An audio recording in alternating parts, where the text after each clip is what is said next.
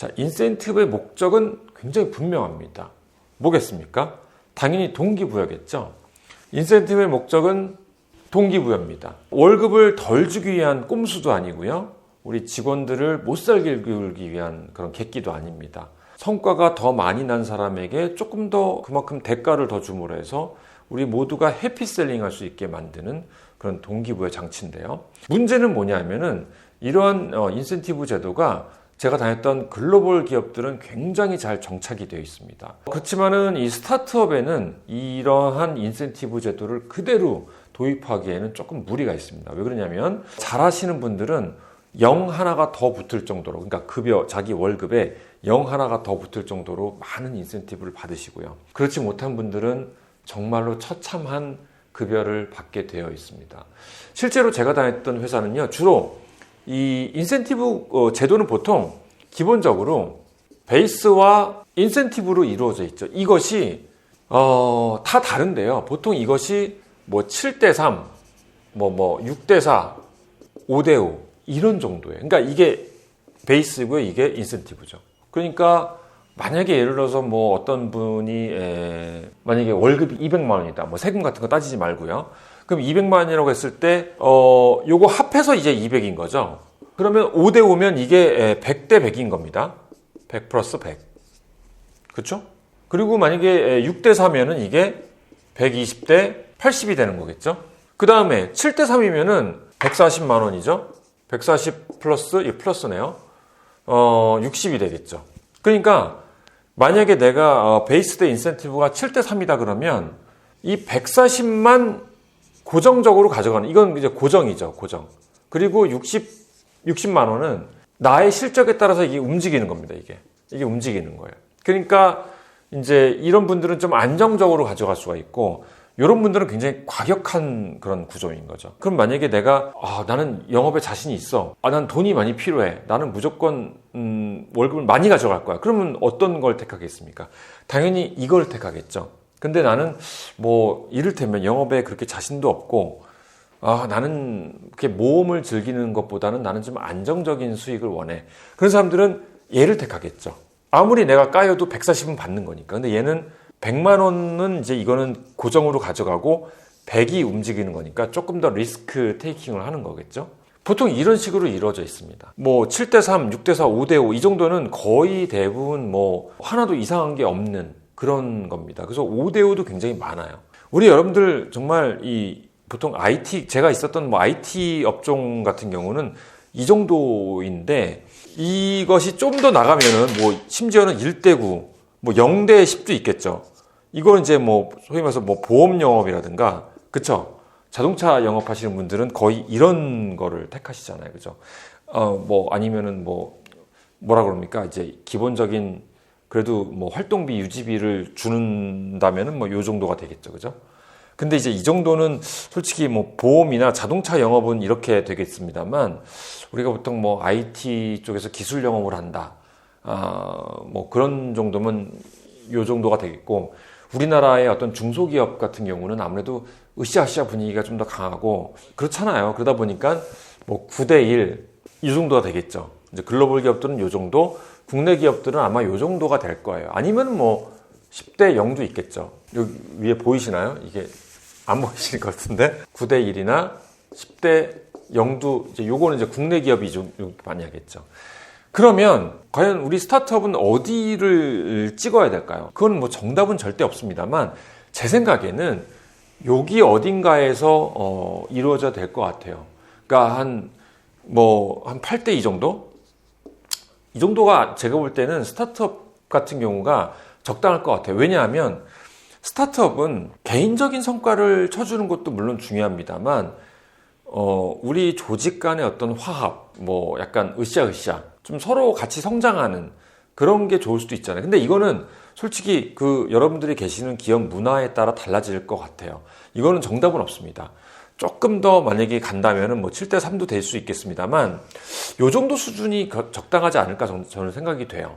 실제로 제가 스타트업에서 영업이사로 있을 때 의견이 분분했었어요. 주로 이제 20대 뭐 후반에서 30대 초반이 많았는데, 제가 다 물어봤습니다. 어떤 게 더 좋을 것 같냐 그랬더니 한 반 정도는 인센티브가 나 있는 게 좋겠다.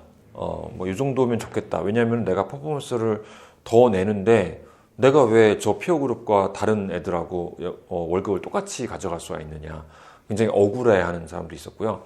근데 절반 정도는 오히려 고정급을 또 선호하는 분도 있었어요. 왜냐면은 물론 나도 성장하고 싶지만 또 그렇지만은 내가 아직 세일즈나 이런 영업들을 100% 실력 발휘를 못하는 입장에서, 왜냐면 아직 내가 경험이 없으니까, 그런 입장에서 너무 이렇게 적나라하게 인센티브를 도입해버리면 나볼 어쩌란 얘기냐. 약간 이런 의견도 꽤 있었던 것 같아요.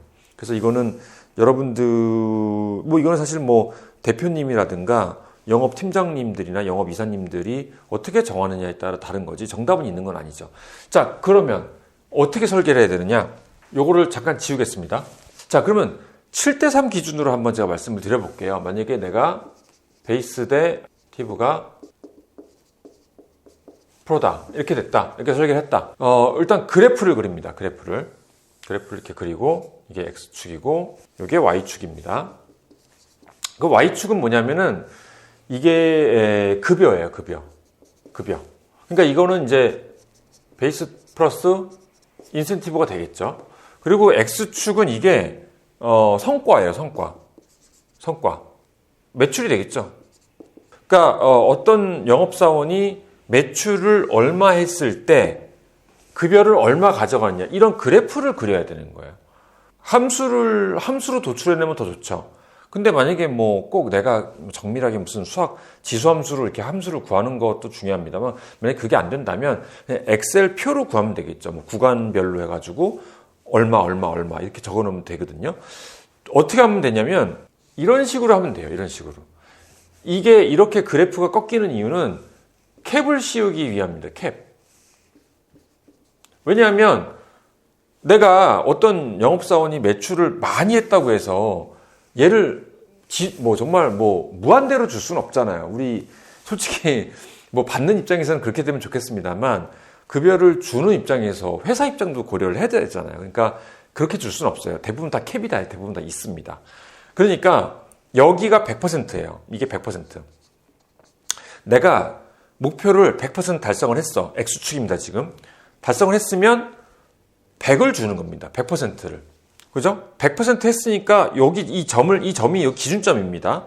이거를 받는 거예요. 그러니까 예를 들어서 아까 이제 월급이 200이라고 했잖아요. 200 중에 70이니까 140만 원이죠.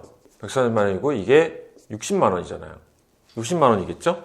그러면은 요거 플러스 요거 200만 원을 가져가는 거죠. 이게 200만 원. 그러니까 0이 아니죠. 제가 그래프를, 그러니까 이게 의미적으로만 이해하셔야 돼요. 이게 0인데 왜 200만 원입니까? 이게 말이 안 되는 것 같은데, 그냥 이 기준점을 제가 잡기 위해서 일부러 여기를 0인데 200으로 잡은 겁니다. 그럼 110을 했다. 110을 했으면 어떻게 되는 겁니까? 110을 했으면 여기 되겠죠? 여기. 요 점이 되겠죠?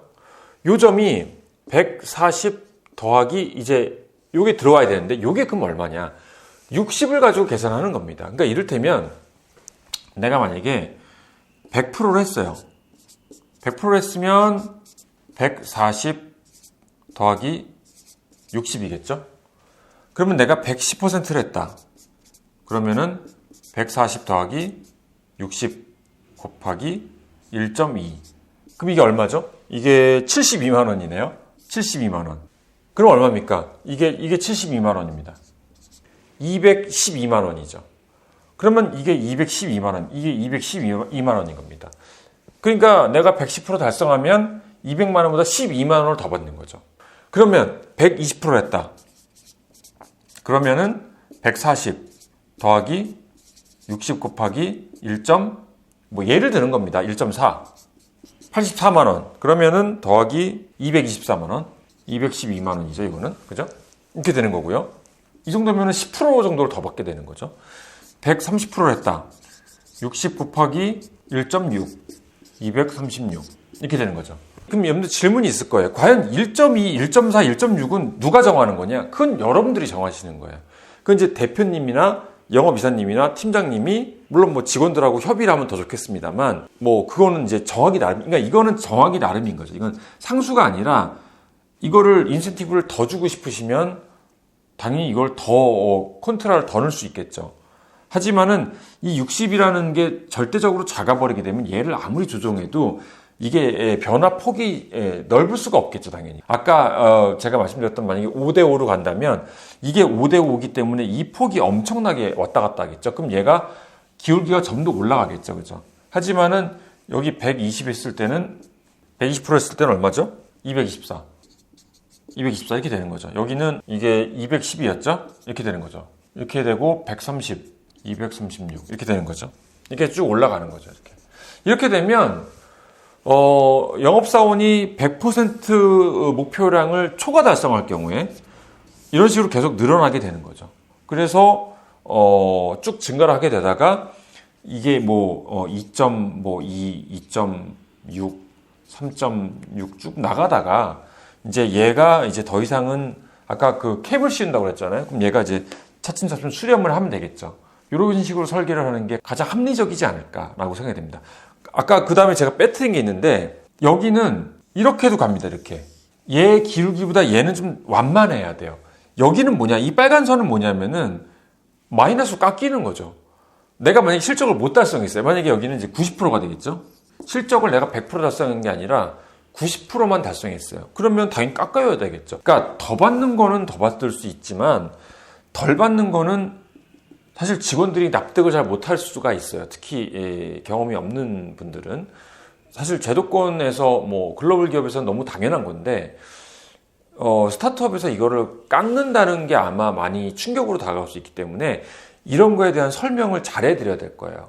그러니까 제가 아까 기울기가 얘가 완만하다고 말씀드린 건 뭐냐면은 더 주는 건 더 주는 거지만 깎이는 건 조금만 깎이게 만들어야 되겠죠. 그래야지 동기부여 차원에서 좋으니까요. 이 월급을 깎는다는 데 초점을 두면 안 돼요. 그만큼 목표를 달성하기 위한 회사와 우리 직원들 간에 어떻게 보면은 뭐랄까 같은 어떤 약속이라 할까요? 그런 어떤 신뢰감이 있어야 되는 거예요. 그래서 이거를 사실 마음 같아서는 이 기울기를 좀 더 높이 하면 더 좋죠. 뭐 캡도 아까 제가 말씀드렸습니다만 캡을 좀 더 보수적으로 하는 게 아니라 좀 더 과감하게 높일 필요도 있고요. 이거야말로 캡이 필요하겠죠. 이거야말로. 그러면 이제 얘는 반대로 뭐 0.8, 뭐 0.6 이렇게 내려가겠죠. 그러면 이제 깎이는데 다만 이거는 이제 7대3 기준이니까 얘가 이제 내려가도 7이 베이스이기 때문에 어느 정도 이 마지노선 같은 건 있는 거죠. 그리고 얘도 이제 아무리 깎여봤자 뭐 0%를 하지 않는 이상은 어느 정도 가져가는 거기 때문에 뭐 나름대로 합리적이라고 할 수 있습니다. 그러니까 여기서의 핵심은 그거예요. 이 그래프를 어떻게 그릴 수 있느냐. 그래프를 그리는데 그냥 대충 그리는 게 아니라 목표 이 100% 기준으로 더 채우느냐 아니면 덜 채우느냐를 구분해서 이 그래프를 그릴 수 있어야 돼요. 이 그래프는 뭐 그럼 제가 함수를 구해야 됩니까? 물론 뭐 여러분들이 뭐 계산을 잘 하셔가지고 이런 거 수학 잘 하시는 분들은 이거를 정말 계산하시면 더 좋을 텐데 굳이 뭐 이거를 제가 그래프를 그린 거는 뭐 정말로 함수를 구해라가 아니라 못 구하시면은 엑셀에다가 구간별로 이거를 표현하면 되는 거니까요. 그죠? 충분히 할 수 있습니다. 그리고 두 번째는 이 더 받는 거에 대해서는 후하게 줄지언정 그치만은 얼만큼 후하게 줄 것이냐는 또 회사의 방침도 있기 때문에 어느 정도 이 기울기를 적당하게 그리는 게 굉장히 중요하겠죠. 이게 너무 이 늘어날 때마다 너무 이 좀 소위 말해서 좀 너무 쫌스럽다 그런 느낌이 들면 안 돼요. 사실 지금 체감적으로 너무 이게 작아 보이죠. 그럴 때는 얘를 좀 더 과감하게 아예 애초부터 1.4로 한다든가 1.8로 한다든가 2.2로 한다든가 좀 과감해질 필요가 있죠. 동기부여를 더 주기 위해서는. 근데 이제 제가 자꾸 이렇게 보수적으로 말씀드리는 이유는 우리가 받는 사람만 생각하면 안 되잖아요. 기업도 먹고 살아야 되잖아요. 그러니까 이제 사측과 노측이 서로 상생할 수 있게 만드는 거고 또 깎이는 거는 얘보다는 좀 그러니까 더 완만하게 그려서 깎이는 거에 대한 뭐랄까 페널티를 더 준다는 것보다는 그냥 경각심만 주는 정도로 하는 게 아무래도 제가 말씀드렸던 이 동기부여 상에서 좋다라는 거죠. 그러면 여기서 제일 중요한 게 뭘까요? 이 목표가 제일 중요하겠죠. 목표를 어떻게 세우는가에 따라서 내가 100%를 채우느냐 마느냐가 결정이 되잖아요. 근데 스타트업이 문제가 뭐냐면은 스타트업은 정말 1년차 스타트업은 목표가 몰라요. 목표를. 그죠? 왜냐면 보통은 전년도 실적을 대비해서 그거를 목표로 삼거든요. 보통 전년도에 우리가 10억을 내가 매출을 했다 그러면 10억에서 뭐 물가상승률이라든가 아니면 그 산업 분야의 성장률을 고려해서 한 5% 또는 10%좀 높여서 그 올해의 목표를 정하는데 1차 년도 스타트업들은 전년도가 없잖아요. 그렇기 때문에 일단 1차 년도는 그냥 고정급으로 갈 수밖에 없어요. 그리고 해본 다음에 감이 오잖아요. 매출이 이제 발생하기 시작하면 그거를 기준 삼아서 이제 내년도 목표를 짜는 거죠. 그럴 때도 사실은 폭풍 성장할 수도 있고 아니면 또 완만하게 성장할 수도 있는데 어쨌든 간에 대표라든가 영업이사분들은 그런 것들을 정말 논리를 가지고 직원들과 같이 얘기를 해야 되겠죠. 그 부분이 사실은 굉장히 쉽지가 않은 부분이기는 해요. 하지만은 스타트업들도 그냥 중구난방 뭐 회사가 잘 되면 잘 되는 대로 뭐 회사가 다 가져가고 또 뭐 못하면은 못하는 대로 뭐 그냥 아무런 것도 없고 이렇게 되면은 요즘 아마 MZ 세대 분들은 아마 용납하지 않을 수도 있어요. 아까도 말씀드렸지만은 이거를 고정급으로 가져가느냐 아니면 인센티브제를 가져가느냐는 그 회사의 정말 감각적인 그런 선택이에요. 하지만은 이런 인센티브 제도를 가져가는 것 그 자체가 직원들한테는 동기부여가 되고 뭔가 과학적인 판단으로 그 회사가 운영되고 있다는 그런 어필을 할 수 있기 때문에 우리 직원들도 굉장히 좋아하리라고 저는 생각됩니다. 그래서 오늘은 인센티브를 어떻게 책정하느냐를 말씀드렸습니다. 뭐 제가 조금 뭐 두서없이 말씀드렸습니다.만 많은 도움이 되셨길 바라고 혹시라도 궁금한 점이 있으시다면 저의 이메일이나 전화로 연락을 주시기 바랍니다. 감사합니다.